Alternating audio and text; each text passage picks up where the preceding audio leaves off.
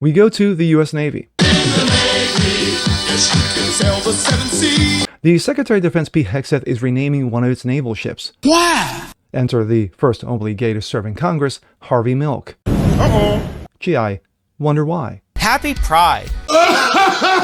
I'm Jazz Berganzo, and this.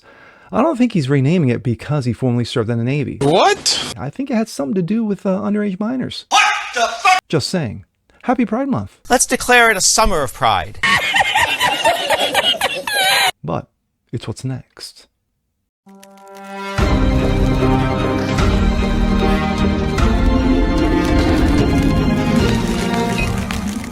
What's up, everyone? Jazz Berganzo. What's next? Your daily dose. Hope you guys are feeling good today on this Wednesday. Happy Hump Day.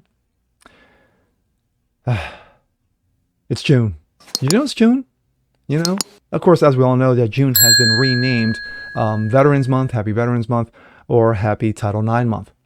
Because, of course, Pride goes before the fall. Speaking of Pride, those of you familiar with Harvey Milk, the first openly gay to serve in U.S. Congress back in the late 70s. Unfortunately, his life was taken because he was just being gay. Anyway, there's a lot of things of Harvey Milk that you do know. That he served in the U.S. Navy. You know, he served, served in Congress to promote gay rights. And of course, he was the pretty much catalyst, the genesis of what gay rights are today. But did you know he had an issue with underage minors? I'm just saying, if you didn't know, now you do. So in comes Pete Hegseth, Secretary of Defense, renaming one of its naval ships. One of them happens to be the USS Harvey Milk. Yeah, we're going to rename it. Yeah, because of reasons. And here we go. This comes out of Breitbart. Pete Hegseth orders name of gay rights leader Harvey Milk to be removed from U.S. naval ship. Of course, that's the late Harvey Milk. Secretary of Defense Pete Hegseth ordered the U.S. Navy to remove the name of the slain gay rights leader Harvey Milk from its oiler USNS Harvey Milk, according to several reports. The memorandum from the Office of Secretary of the Navy, which was viewed by the military.com, showed that the Navy was preparing to change its name of the ship, and a defense official confirmed the outlet that that Hegseth had ordered the U.S. Secretary of Navy, John Phelan, to change the name of the ship. A defense official confirmed that the Navy was making preparations for the strip of the ship of the name, but noted that Naval Secretary John Phelan was ordered to do so by Hegseth. The official also said the timing of the announcement occurring during Pride Month was intentional. Gee, I wonder how that happened. That's kind of a coincidence, isn't it? While the defense official told the outlet that the timing of the announcement during the Pride Month was intentional, a memorandum explained that the renaming being done so, there was alignment with the President Donald Trump's and Hegseth's objectives, according to the outlet. Excuse me.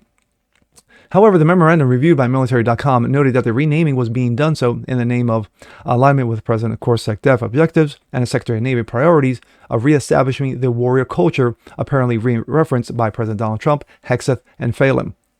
Several sources also confirmed to ABC News that Hegseth had ordered the ship to be renamed, with Pentagon spokesman Sean Parnell issued a statement that Hegseth was being committed to ensuring that the names attached to all DoD installations and assets are reflective of the Commander-in-Chief's priorities and the country's history.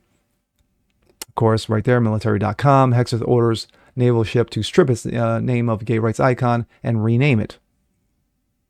As Breitbart News previously reported, in July 2016, former U.S. Secretary of Navy Ray Mabus announced plans to name a ship after Milk. In November of 21, the USNS Harvey Milk was formally christened and launched into service. According to the Department of Veterans Affairs website, Milk, a U.S. Navy veteran, made history by becoming California's first openly gay official in 1978. Milk is described as infusing the values of honor, courage, and commitment as he fought to expand gay rights. Quote, from the Navy's founding to modern day, its members, active, reserve, and civilian, are bound to value, honor, courage, and commitment. Navy veteran Harvey Milk held to each of those values throughout his civilian life with great care. He made history by becoming California's first openly gay official in 1978, and it was clear that Milk had integrated the Navy's core values into his activism. He infused a value of honor, courage, and commitment as he fought to expand gay rights.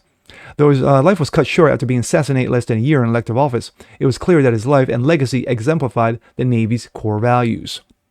Did it? Did it now?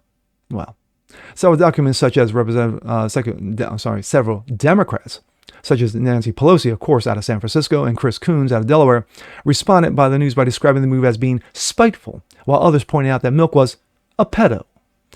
Excuse me. Our military is the most powerful in the world, but its spiteful move does not strengthen our national security or warrior ethos, Pelosi wrote in X. Put in a post in X. It is shameful, vindictive, erasure of those who fought to break down barriers for all who chased the American dream. Chris Coons. How exactly does it make our warfighters any safer? Coons wrote on X. Mary Rice Hansen. Harvey Milk is a pedo. This is the right thing to do. Of course, she is from the senior fellow at Ethics and Public Policy Center in D.C. Joy Pullman.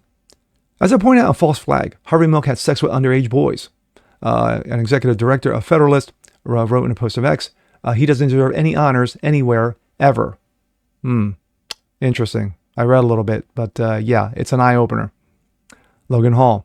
It's pretty funny that when the libs decide to tear down statues of our heroes and have them melt down the heads of one of the great military commanders in American history, but when we tear down statues of their heroes, it's just a pedophile. The fact of the matter is that Harvey Milk is not to be celebrated. Excuse me. I've said this before. I think there was one example that it was Harvey Milk's birthday, and RFK Jr., before he became Secretary of Health, reached out and said, happy birthday to Harvey Milk. Of course, he got chastised for it because, of course, Harvey Milk has a very, very disturbed history, especially when it comes to underage minors. And those are facts. Those are not innuendos. Those are not opinions. Those are stated facts. So it's funny how we celebrate those who have a different lifestyle. But when those lifestyle turn out to be, somewhat less impressive, somewhat less stunning, somewhat less brave, oh no, you're attacking them because they're gay, because they're lesbian, because they're transient. No, you attack them because they're frauds, they're fakes, they're phonies. So everyone likes to praise Harvey Milk, especially in the gay community, and I understandably so. Like I said, he was the first. There had to be a genesis. But at the end of the day, when the truth comes out that who Harvey Milk truly is, all of a sudden, what do you hear? Crickets. And with that being said, I'm Jazz Berganzo. This is What's Next. Want to see more like this, please leave a comment below. Like it, share, subscribe to it. Hit that notification bell so you guys never miss a thing. Continue spreading the word about the show. Appreciate you guys watching as always, and we'll see you next time. Peace.